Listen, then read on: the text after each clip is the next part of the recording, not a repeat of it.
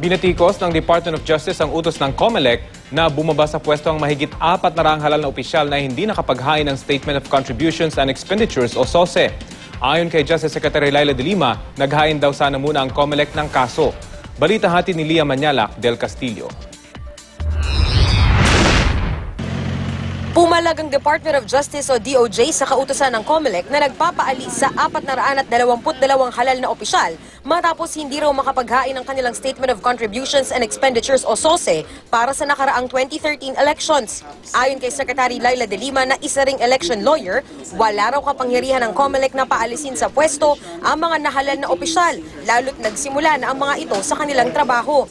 Dapat daw naghain muna ng kaukulang kaso tsaka dumaan sa proper proceedings. This is months already, and they have begun to serve their respective constituencies already. Hindi basta-basta ganun na lang. Dapat sana, even before the elections or right after the elections, they came up with the proper guidelines na, to guide the offices concerned, the ILG and Congress, both houses of Congress, that under the law, those who would fail to submit SOSE should not be allowed to assume.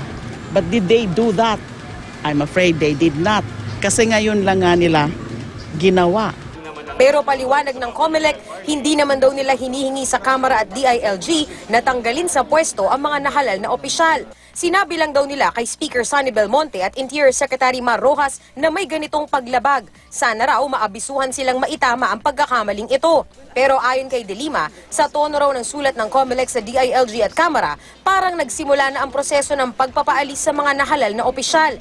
Sa ilalim ng Memorandum of Agreement na pinirmahan ng COMELEC at DILG noong panahon ni dating DILG Secretary Jesse Robredo, hindi na dapat paupuin sa pwesto ang mga opisyal na hindi nakapaghain ng SOSE.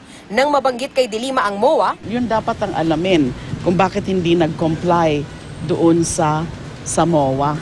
So dapat nga, because it's really a tama yung COMELEC in saying na mandatory yung requirement. Because the law 7166, RA 7166, uses the term shall submit, and then shall not assume office if the winning candidate fails to submit SOSE or submit the same not in the prescribed form. So mandatory yan. So hindi dapat pinayagan. Maging si Speaker Sonny Belmonte, sinabing wala raw siyang kapangyarihan na paalisin ang mga kongresistang hindi raw nagsumite ng SOSE. This could very well have been something between the individual congressman and COMELEC. No need to involve our office in it.